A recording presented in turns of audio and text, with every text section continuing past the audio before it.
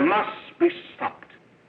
You and all other school parent groups about the country, and you must stand united on this and stamp out this frightful assassin of our youth.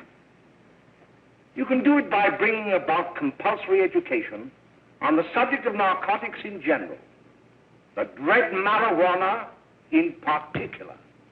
That is the purpose of this meeting, ladies and gentlemen, to lay the foundation for a nationwide campaign by you to demand by law such compulsory education. Because it is only through enlightenment that this scourge can be wiped out. Out of the traffic in these drugs, a lawlessness that we can scarcely estimate has grown and is now flourishing. It exists in almost every city and hamlet in the country.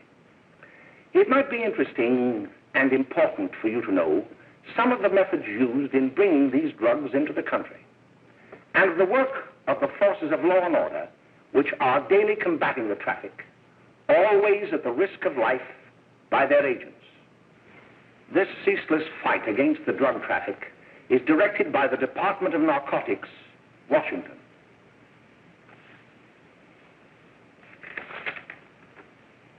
I've received a letter of vital importance from a member of the Narcotics Bureau. I'm going to read this letter to you. My dear Dr. Carroll, the suppression of the use of marijuana and of the forces lurking behind it are the most important jobs this department is now engaged in. At the outset of this letter, there is one vital fact I would like to submit. There is a powerful agency. I speak of the school parent associations of this country, which can be invaluable in stamping out this scourge. Their help, their eternal vigilance, could be the deciding factor in our fight against it.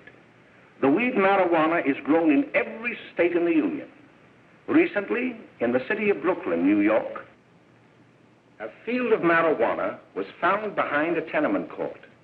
The weed was here being cultivated, regularly stripped and dried and sold in schools and at government army posts in and around New York. The dried leaves and berries are ground up and made into cigarettes by a simple hand machine. The deadly narcotic is thus quickly and easily prepared for its market. The sale of marijuana is even more difficult to detect and halt than the traffic in drugs such as opium, morphine, and heroin. They are hidden in fake jewelry cases, in the heels of shoes, women's shoes especially, because the drugs can be secreted in false heels. Hollowed shaving brushes are another medium. Books with false centers are often used. Watch cases are convenient hiding places. The value of drugs thus seized is enormous. Recently, a huge supply of heroin was taken. It was concealed in an apparently harmless shipment of 35 barrels of olive oil. The deadly drug was burned in the incinerator of the Bureau of Engraving and Printing. And more vicious, more deadly even than these soul-destroying drugs is the menace of marijuana. No doubt many of you do not believe that these things do happen, that they cannot happen to you. You may also believe that the facts have been exaggerated. Let me tell you of something that happened right here in our own city. You probably read about it in the papers. However, I'll give you the real facts behind the case. There was an apartment near one of our high schools. It was run by a woman known as Mae Coleman.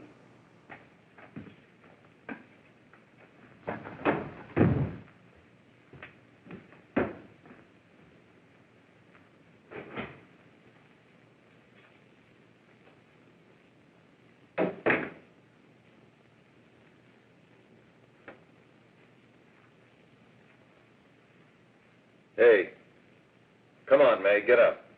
What time is it? Time to get up and give this place a going over. Looks like the Marines had landed. Oh, that bunch last night was high enough to take over the Marines and the Navy. You better get on the job. Some of the kids may be up this afternoon. Oh, Jack, we can get along without dragging those young kids up here. Oh, why don't you button up your lip? You're always squawking about something. You got more static than the radio.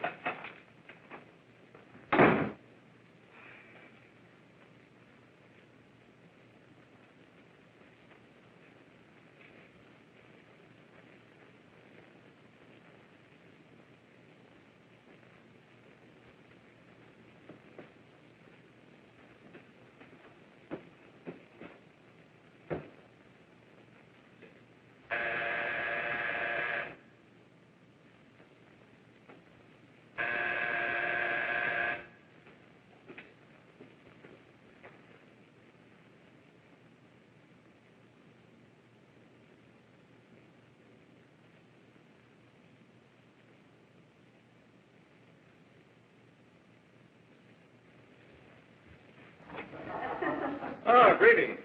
Well, hello, fella. How are you? Fine, how are you? Come here. Come here. Glad to see you. Is Mae?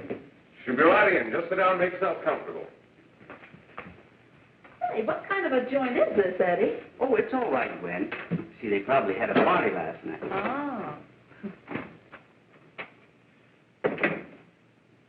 A couple of your customers, Mae. Yeah? They're old enough to know what they're doing. Not like those young kids you bring up here. All right, all right. Listen, I'm going to blow. Where are you going? I got to make some deliveries, and I'll probably drop by Joe's place and bring back a couple of the kids. Oh, I wish you'd lay off those kids. Oh, why don't you get over their complex?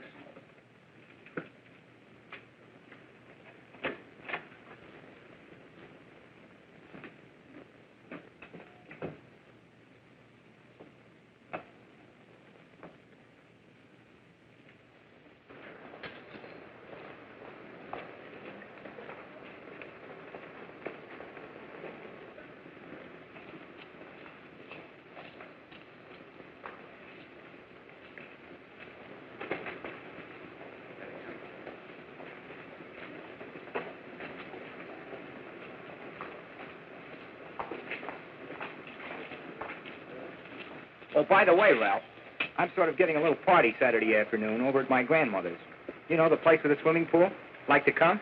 Thanks, Eddie. Maybe I will. I'd sure like to have you. Okay, I'll probably drop over. So long, Ralph. See you later.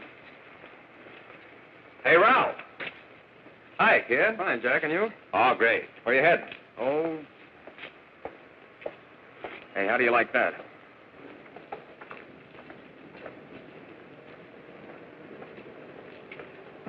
That's the one I was telling you about. Very nice. I don't know why you want to make such a fuss over that Ralph Wiley. Oh, he's a swell swimmer. He made the freshman team that year he went to college. Yeah, and that lets him out. My dad knows his family. None of them are any good. Father and mother just got a divorce from Paris. Yeah? You know, Ralph runs around pretty much on his own. He's been in a couple of jams. Well, I only kind of say hello to him. I don't go around with him. Well, you better not. He's a little too old for it. That's what my dad said. Hello, Mary. How are you, Bill? How are you, Ralph? Oh, hello, Ralph. You know my brother Jimmy, don't you? How are you? Well, I'd like you to meet a friend of mine, Jack Perry. Mary, Bill. no, How do you do? Glad to know you. We're going over to Joe's place. Why don't you come along? we have a date to play, a set of doubles. Oh, you can play anytime. Come on, we'll have some laughs. Oh, we can't today, Ralph. Some other time. Can I go along with you? Sure. Hey, I'll see you at dinner, sis. Don't be late, Jimmy. I won't.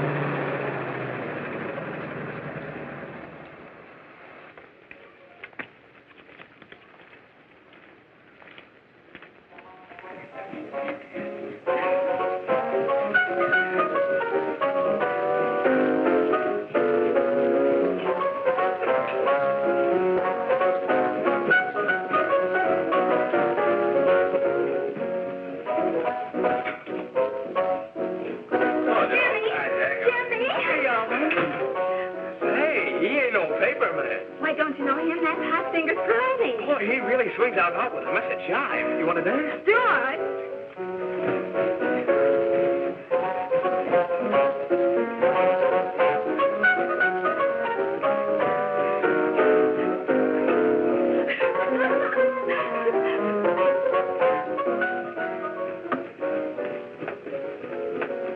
Mae's expecting us at the apartment a little later. Any new prospects? Maybe.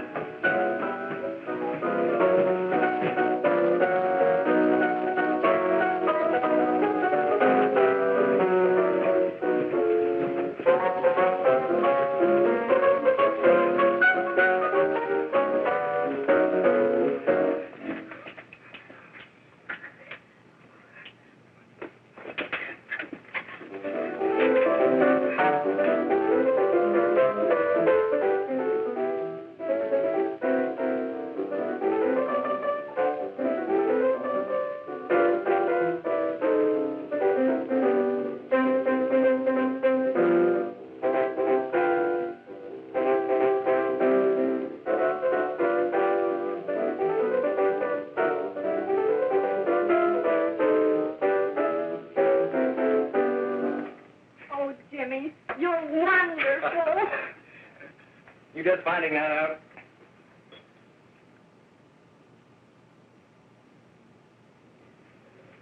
Why can't we go now? Sure. Hey, kids, we're having a little party up at my girlfriend's apartment. Wouldn't you like to come? Oh, I'd love to. You want to come, don't you, Jimmy? Oh, sure. Any place with you. Well, come along. We can all go in my car.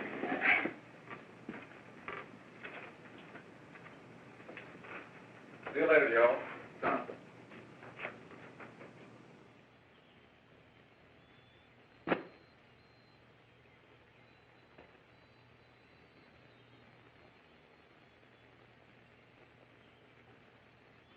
It's sweet of you to help me, Bill. Well, I'll try anything except domestic science. Why, Bill, don't you want to learn something about running your own home? The answer is no. You know, after that session we had yesterday, I went home and told Mother that the trouble with her pot roast gravy was she hadn't added 3 heaping teaspoonfuls of olive oil. What did she say?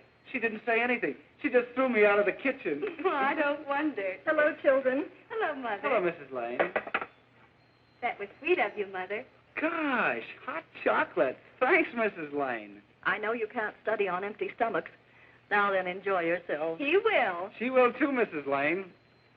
May I? Oh, thank you, kind sir. You're so very, very kind.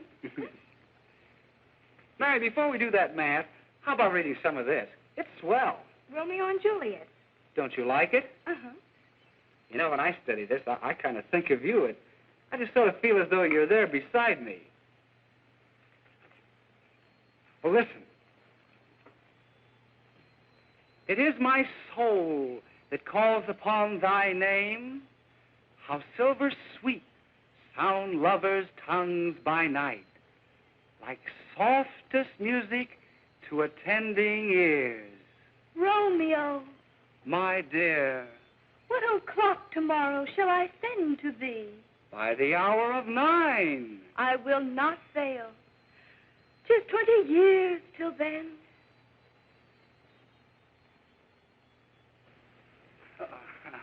Well, I'll see you tonight, Mary. Bye, Mrs. Lane. Goodbye. Goodbye, So Bill. long. Gosh, oh! Oh, Bill! Oh, well, I guess I'm all right. Well, bye. Bye. Hey, Jay! Oh, Julie. Hey. Hey, Dad, you got anything for me? Well, there should be. Don't bother your father every night. Have you? There you are. What made you so late, Bill? I was getting worried. Oh, I had to study, Ma. He was not. I saw him out walking with his girl. Bill's got a girl. Got a girlfriend. Ma, make him cut it out. Junior, Well, Bill has got a girl. quiet. And put that candy away till after dinner. Henry, you shouldn't have given it to him. Well, he has got a girlfriend, and her name is Mary. Yeah, I'll shut you up. Bill, Junior, put that carrying on. Junior! Oh, that's the number down there, all right there, young. Mary's little lamb, Mary's little lamb. I didn't mean to Bill honest, I didn't. Oh, well, what I'm burned up about is that you didn't say Bill had a swell girl. Gee, it must be love. She'd have to be swell for you to like her. Uh-huh. Sounds like you want something. Come on, what is it? Well, it's my model airplane. It won't work. Gosh, Bill, you could fix it. You can fix anything. Okay, I'll fix it. Hey, Dad, read me 20 pages, will you? Yeah, here we are. You see? Oh, hello, Jimmy. Mary told me to wait and tell her she had to go home. Her mother wanted her to go to the dressmaker with her. Oh, thanks, Jimmy. Must be getting grown up. I see Mary let you have the car. Yeah. Can I take you any place? Well, I wasn't going any place in particular. Well, then, how about driving me over to the show's place with me? I'll buy you a soda. I never drink that stuff. Well, gee, I'll buy you something else. Okay, you're on the hook for 1 root beer. Well.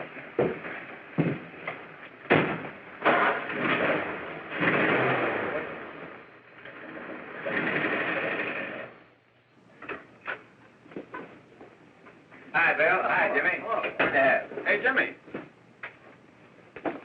Well, Jimmy. Hello, Bill. Come on, slide in. Hello, Blanche.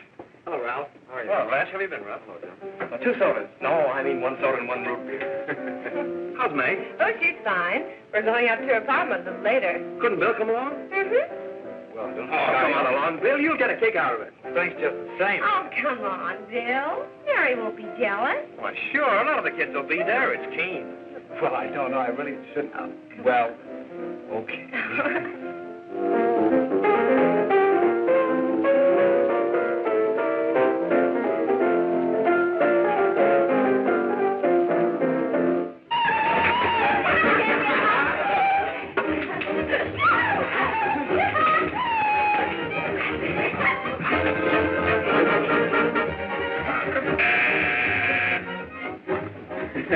Hi, kid. Hello, Jack. What do you say?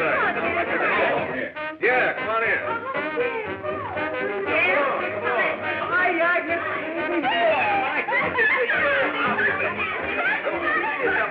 Come on, Bill. Don't stand there.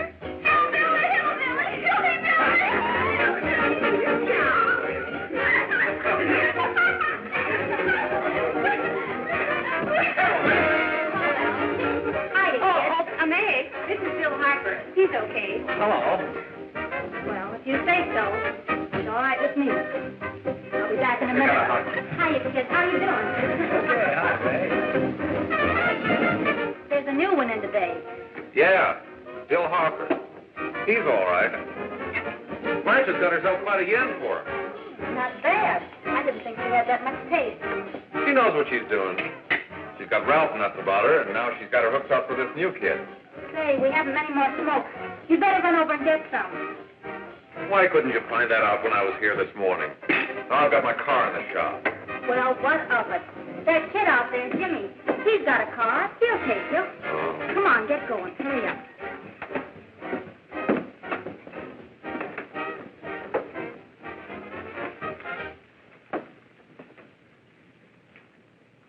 Hey, Jimmy. Yeah? I've got to run over to Cedar Avenue for a minute. You've got a car, haven't you? Why, yeah, my sister. Mind giving me a lift? Why, sure. Come on. Okay.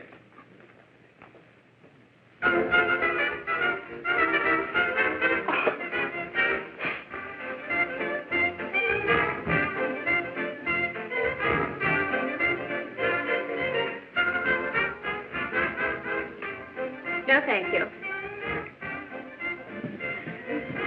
Well, here we are. Oh, thanks. Oh, Mae, don't forget me.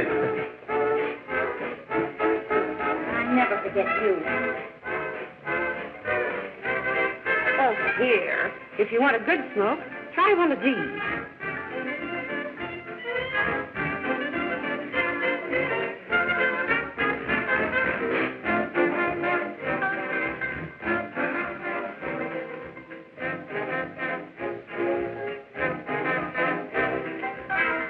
I thought you were a squirt. Of course, if you're afraid. That's better. That's more like it. I know you like that. Really, you will. Now just take a puff of that.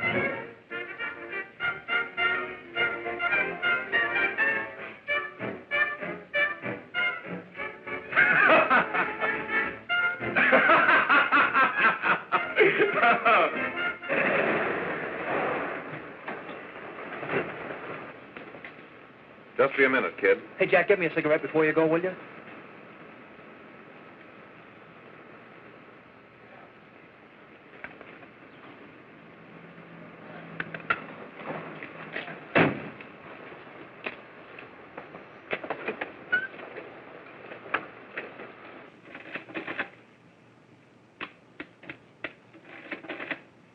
Hello, Jack. Hi, boss. How's business? Getting better every day. Those kids sure go for it. Swell. Had to run over for a couple more cartons. Ran short today. All right. Danny, pack 10 gross for Jack Perry. Who? Pete Daly. All right, send him in. It's all right, stay where you are.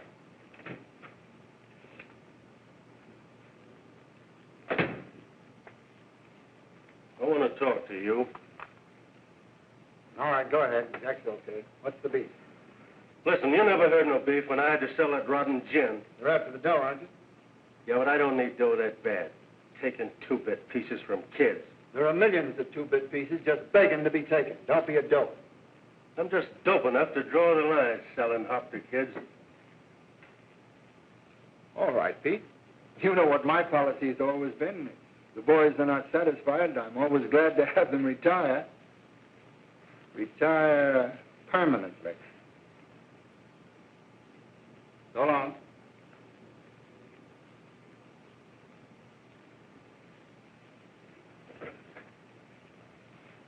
I only wish you had a couple of kids so I could... Get out!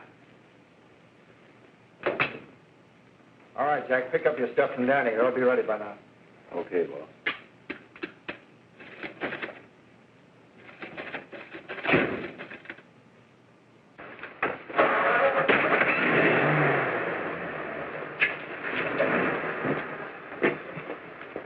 Let's go, Jack. I'm red hot. Better be careful how you drive it. The first thing you know, you'll be ice cold.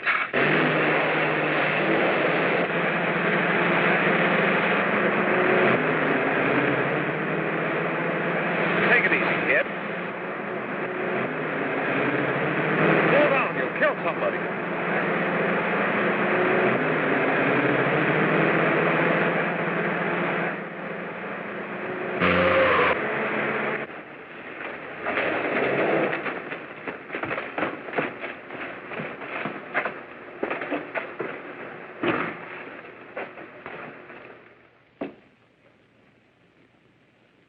Mary, you're not eating your breakfast again. Bill Harper hasn't been around lately. Anything wrong between you two? Why should there be anything wrong? There shouldn't be, I'm sure. And whatever it is isn't serious, I know. I'm sorry, Mother, for snapping at you like that. Don't worry about it, dear. Why don't you speak frankly to Bill? He'll be honest whatever the trouble is. I'm sure Bill Harper never lied about anything. Yes, that's right. Bill's mother says he never lies. There, you see? You think it'd be all right if I speak to him about it? Why, of course. Oh, Jimmy. Oh, Sit down, darling, and I'll have your breakfast for you in a moment.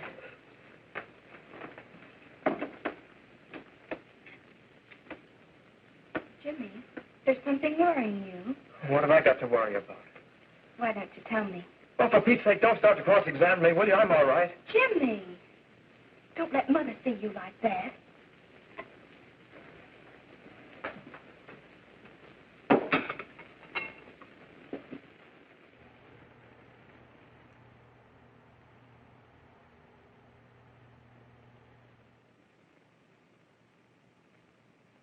There is no doubt that there is an organized gang distributing the narcotic to students, not only in my school, but all over the city. You government men have got to find some way to put an end to it. Of course, I agree with you, Dr. Carroll. But do you realize that marijuana is not like other forms of dope? You see, it grows wild in almost every state in the Union. Therefore, there is practically no interstate commerce in the drug. As a result, the government's hands are tied.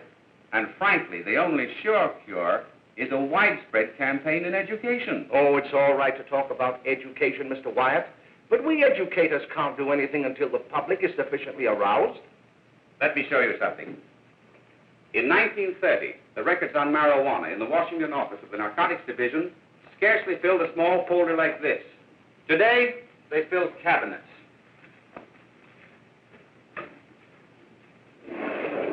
All these devoted to marijuana records. Here is an example. A 16-year-old lad apprehended in the act of staging a holdup.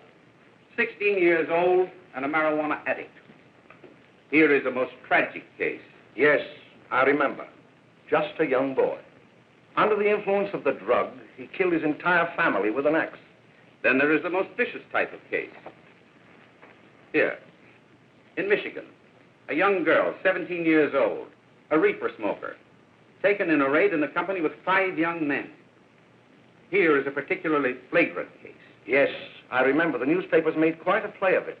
In West Virginia, wasn't it? Yes. And there are hundreds of them coming up, new ones every day. I'd like to take these records, if I may. I feel they would be of invaluable assistance to me in combating the evil in my school. You're very welcome, Dr. Carroll. Thank you. Sit down, Bill. There seems to be something wrong. What is it? You were always a fine student. You always had excellent grades. Well, I guess the work is getting a little harder, Dr. Carroll. No, it isn't that. Bill, I'd like to help you. But of course I can't unless you let me. You're undermining your health. Well, there's nothing, Dr. Carroll. Really, there isn't.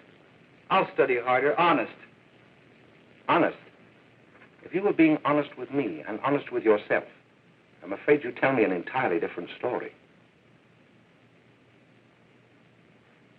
Bill, I'm going to ask you a straightforward question. And I'd like to have a straightforward answer. Yes, sir. Isn't it true that you have, perhaps unwillingly, acquired a certain harmful habit through association with certain undesirable people? Well? Oh, no, sir, I haven't, Dr. Carroll. Well, that is, you see, I'm worried about something at home. All right, my boy. We'll just have to let it go at that. But remember, if you ever want to confide in me, no one will ever be the wiser. Well, thank you, Dr. Carroll.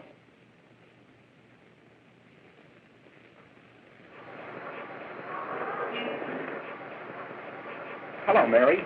You want to play a set? Thanks, Teddy, but I'm waiting for someone. Well, if you're waiting for Bill, he hasn't been here for weeks.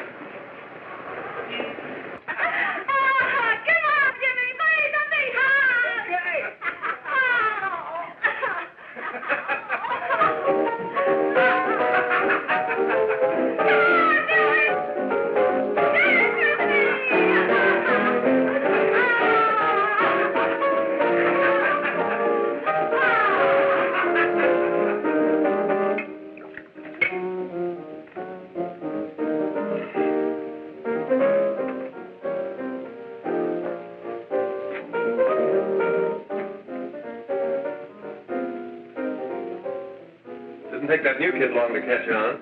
Don't take any of them long.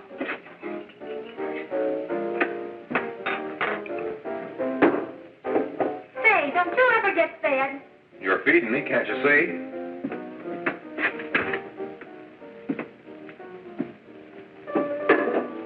Give me a knife and a fork, will you? Get it yourself.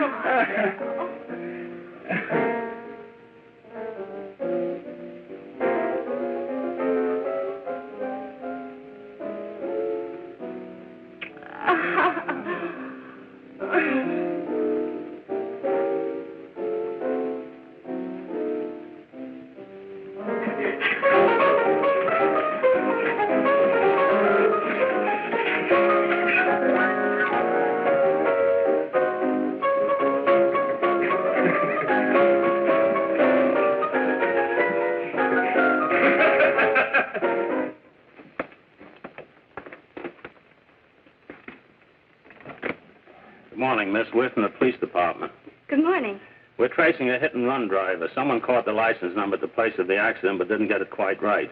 So we're checking all numbers like it, and yours is one of them. Well, I'll try to help you. You remember what you did on the 29th of last month? Oh, that was the day before Mother's birthday. Oh, yes, I remember that because I left school and went directly to the dressmaker's with Mother. I was there all afternoon. Did you happen to loan your car to a couple of men?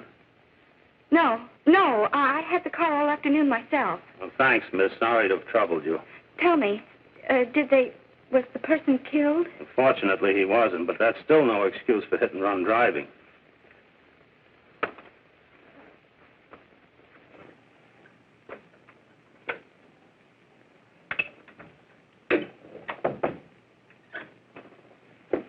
Jimmy Lane been here today?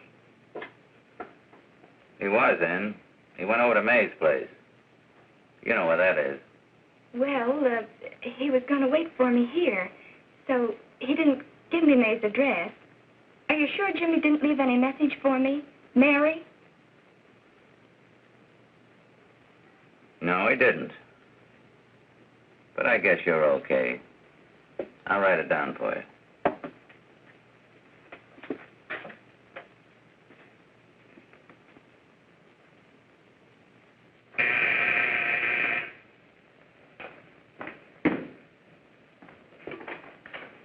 Mary, come right in. Is Jimmy here? Oh, why, he's around somewhere. I think he went out to take Agnes home, but he'll be right back. Come in and sit down, Mary. And let me take your coat. Who's the new kid just came in?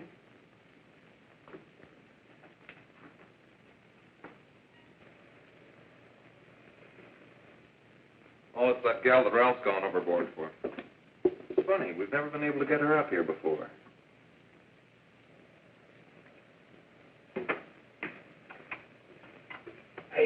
Hey, scram, will you?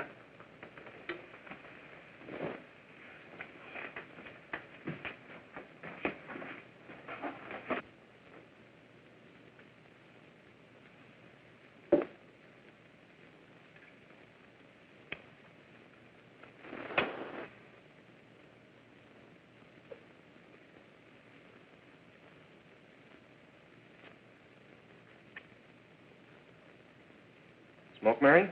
Thanks. Are you sure Jimmy will be back soon? Sure, any minute.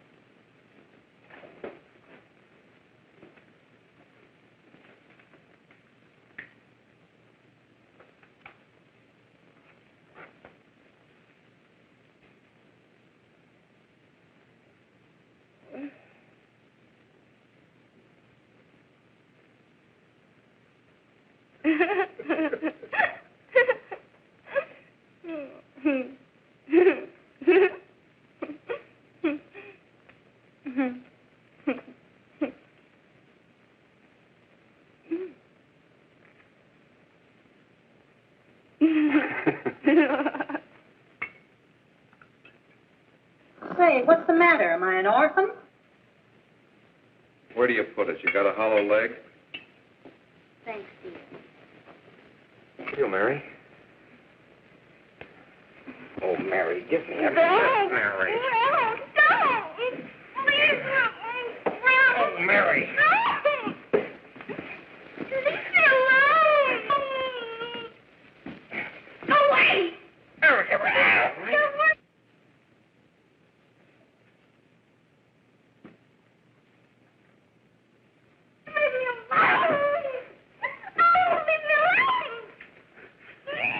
Everything's over.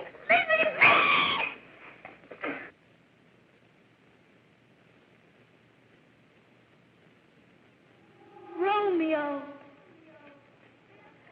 what o'clock tomorrow shall I send to thee?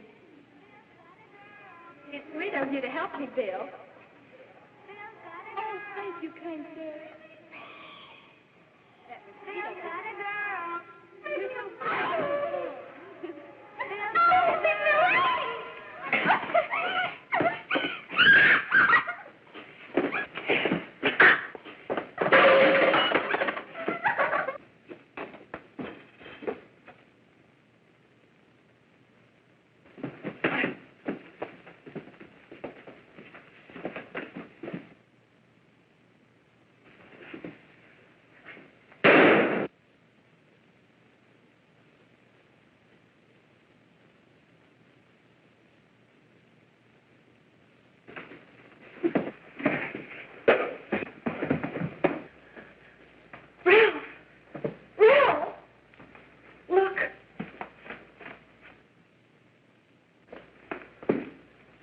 Jack, is she all right?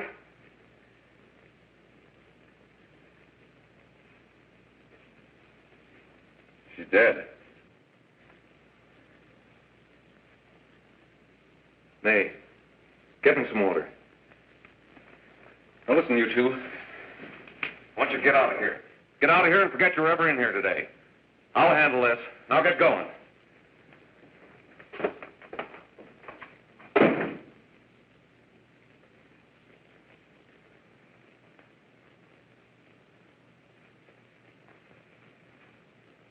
Give it to me.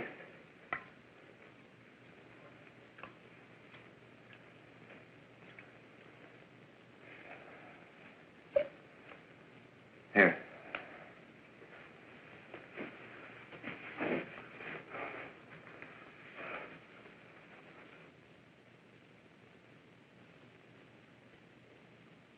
Harry.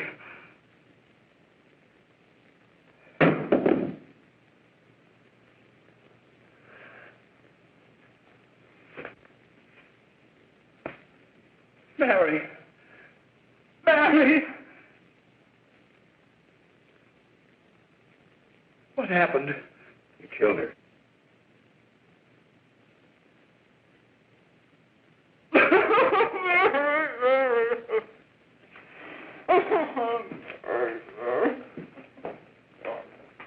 Look. After I scram, you call the cops. And this is your story. Remember it. These two kids came up here for a couple of beers. You were out in the kitchen, you heard the shots. When you got in here, that's what you found. Just stick to that story. Mary! Mary, speak to me. Mary!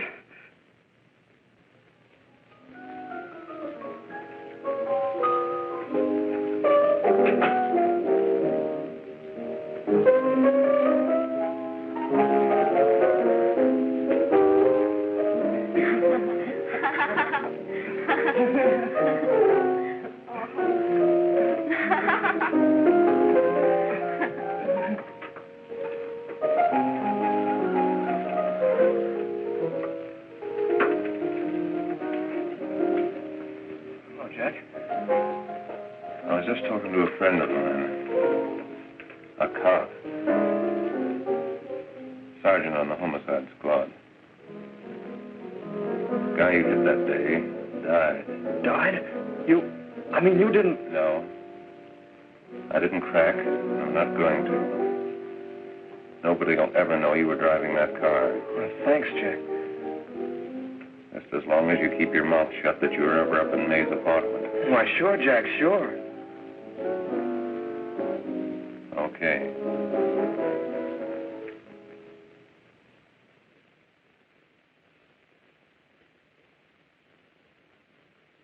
Your Honor, I'd like to recall Dr. Alfred Carroll to the stand.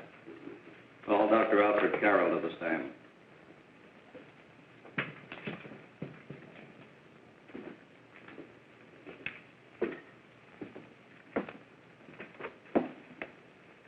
Dr. Carroll, as principal of the Lakeside High School, did you, during the last 3 months, notice any changes in the demeanor and attitude of your student, William Harper?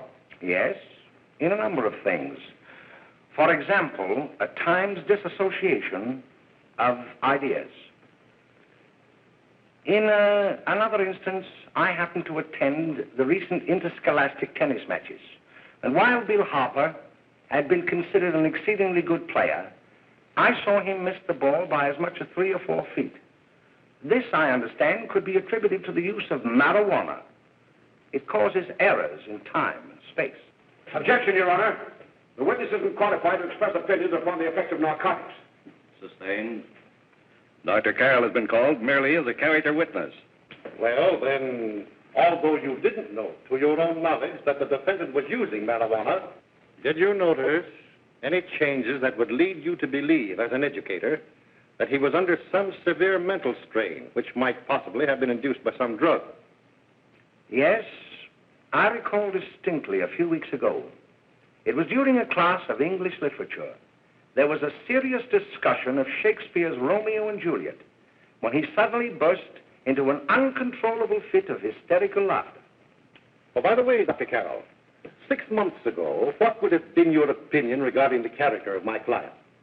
He was a fine, upstanding American boy, a good scholar, a good athlete, and representative of the caliber of young men we are proud to graduate from our school.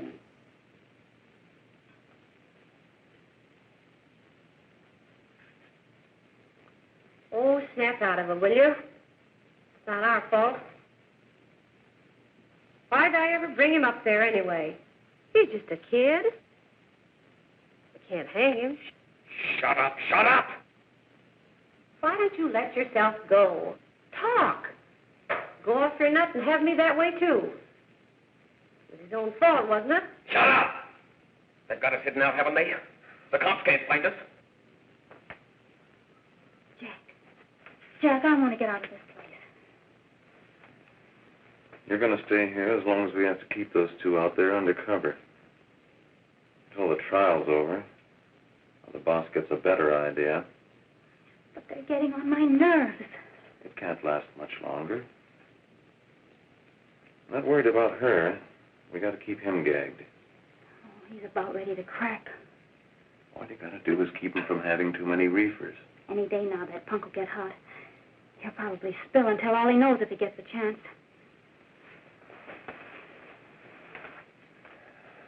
I don't think he'll get it. I'll see you later. Where are you going? I'm going to see the boss.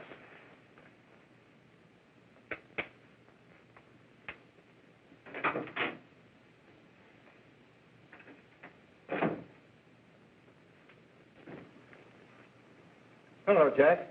Hello, boss.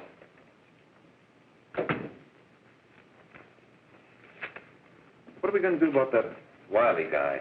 Still jittery, huh? I don't know what the punk's going to do. Keep feeding him those hot sticks. That's what Mae's been doing. That's no good. I got a hunch that he's due to crack when that Harper verdict comes in. If he's on the tee, he's liable to take a powder on us and blow his topper to the DA. You mean you think we'd all be better off if he never heard the verdict? Well, what are you waiting for?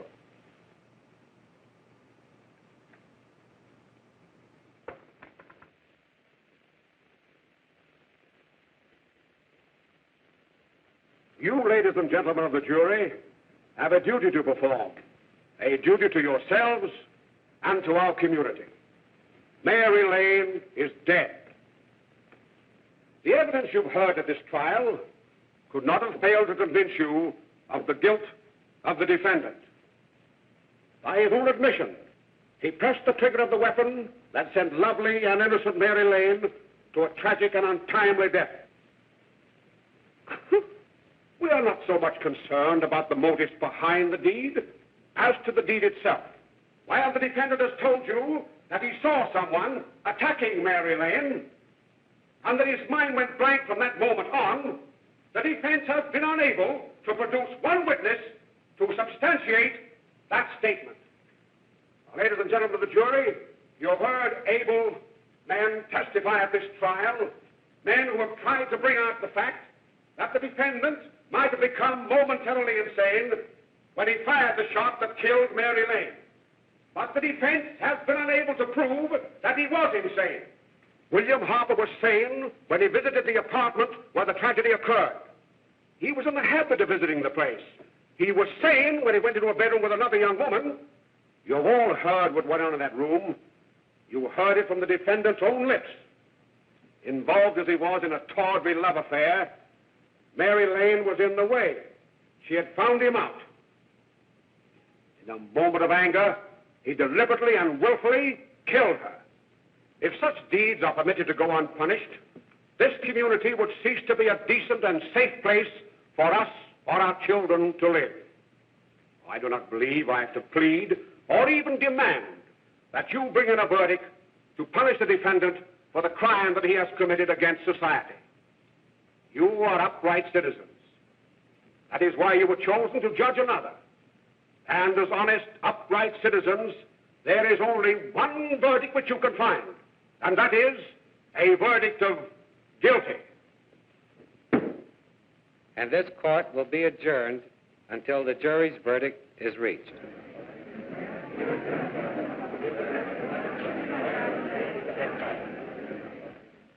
I suppose you all feel the same about this case.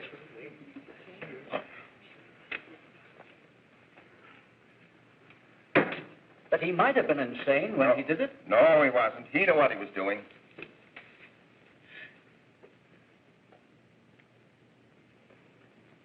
But supposing he was insane? You can never make me believe it, nor anybody else. We'll take a first vote.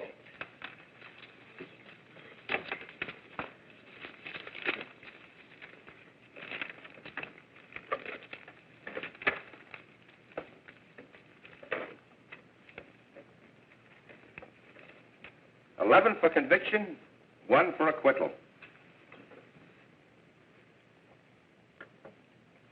But there's a reasonable doubt about the boy's sanity. We can't. No doubt about the fact that he murdered her. He admitted it himself. That wasn't the first time he was there.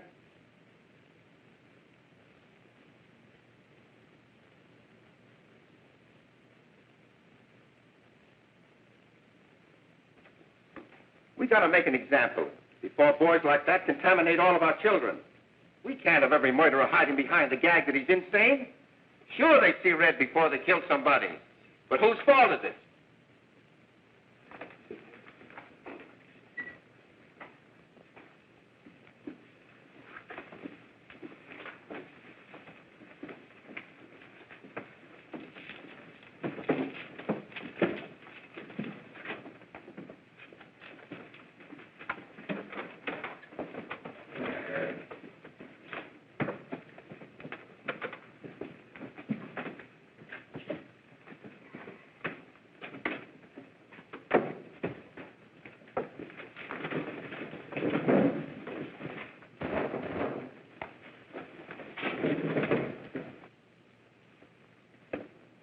Have you reached a verdict? We have. The defendant will rise. What is your verdict? We find the defendant guilty as charged.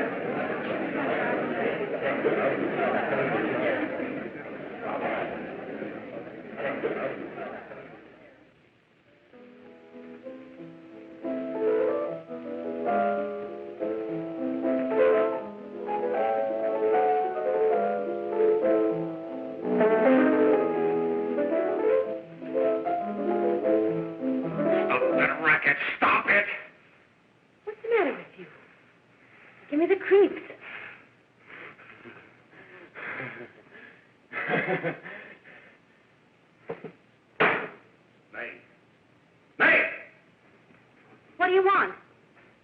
Bring me some reefers.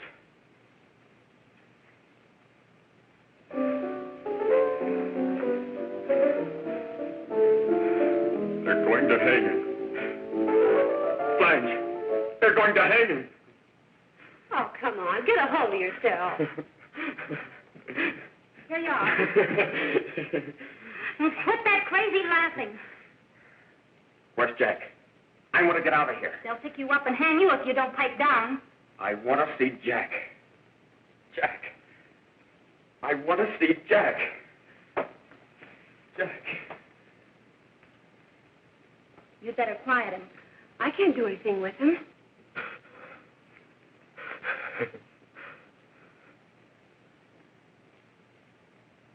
I've got to see Jack. We can't let that kid hang.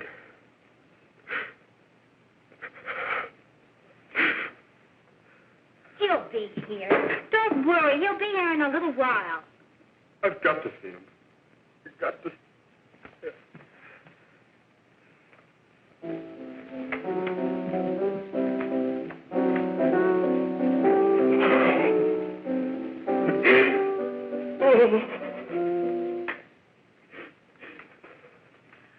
Come on, darling. Everything will be over soon.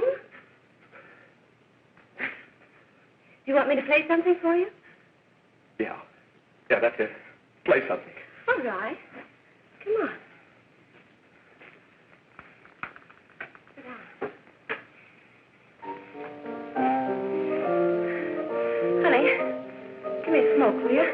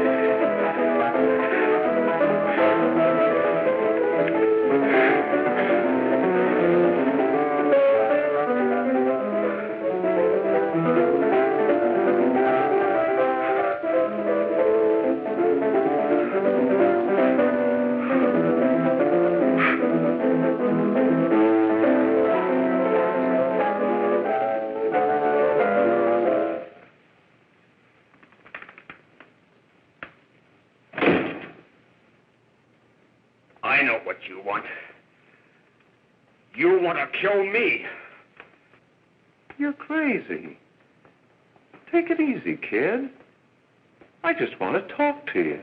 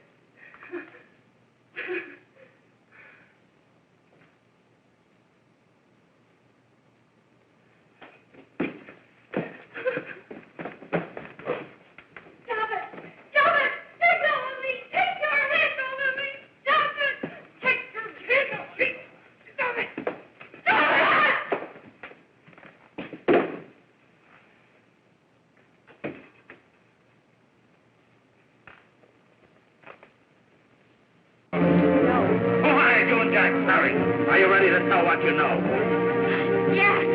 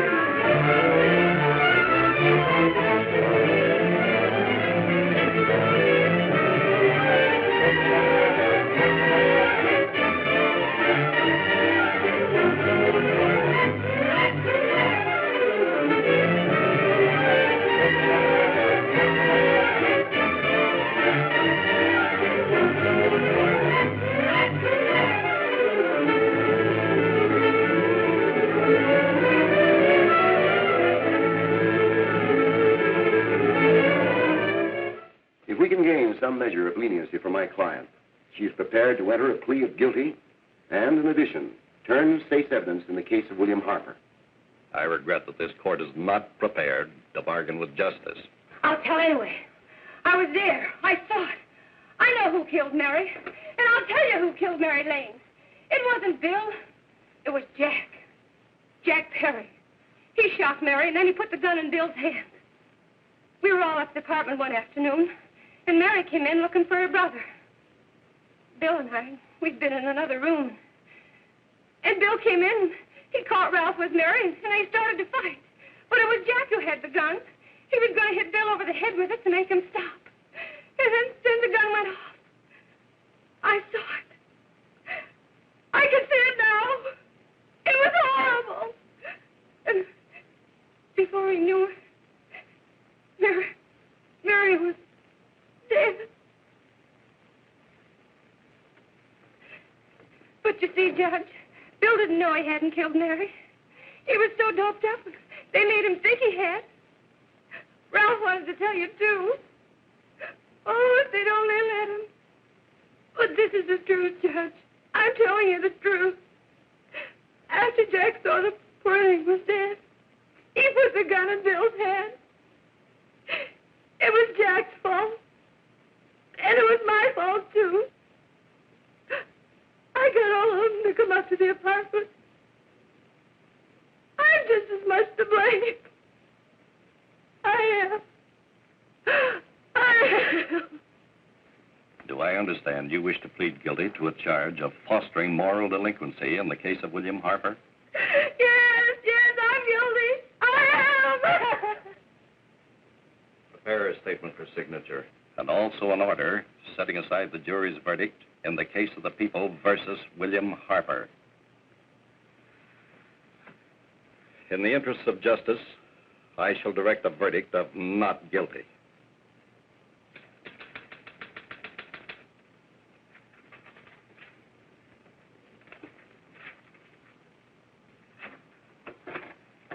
Sign here, please.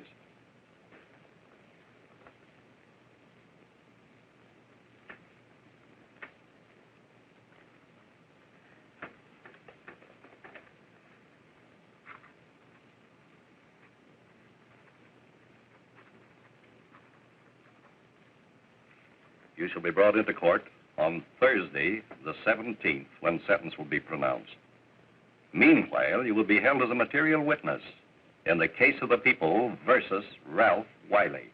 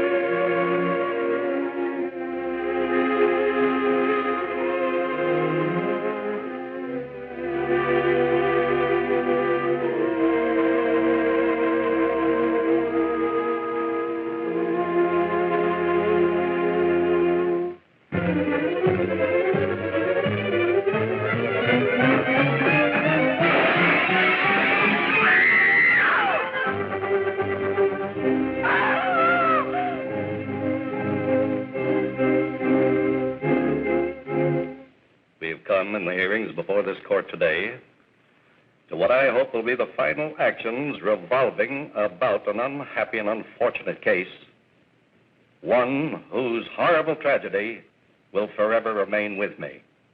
I am happy to have been enabled, before it was too late, to order the verdict of the jury in the case of the people versus William Harper to be set aside.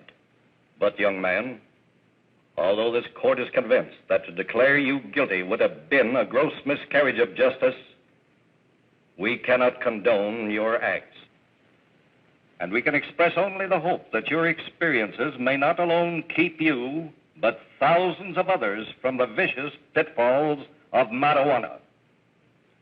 Thus, I am ordering you to remain in this court during the next case, so that you will be obliged to witness what you yourself so narrowly escaped. Call the case of the people versus Ralph Wiley.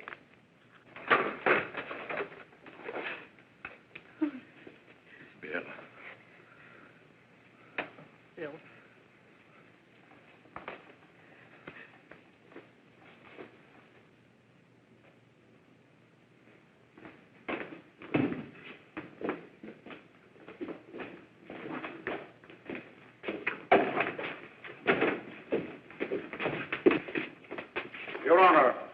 this case, the state waives trial of the defendant, Ralph Wiley. It is recommended, Your Honor, that the defendant be placed in an institution for the criminally insane for the rest of his natural life. Defendant counsel joins the state in this request. Since counsel for the defense, as well as counsel for the state, seem to agree on this, I see no reason why the request should not be granted. That happened right here, to your neighbors. It is not too much to say that in your hands lies the possibility of averting other tragedies like it. We must work untiringly so that our children are obliged to learn the truth, because it is only through knowledge that we can safely protect them. Failing this, the next tragedy may be that of your daughter, or your son, or yours, or yours, or yours.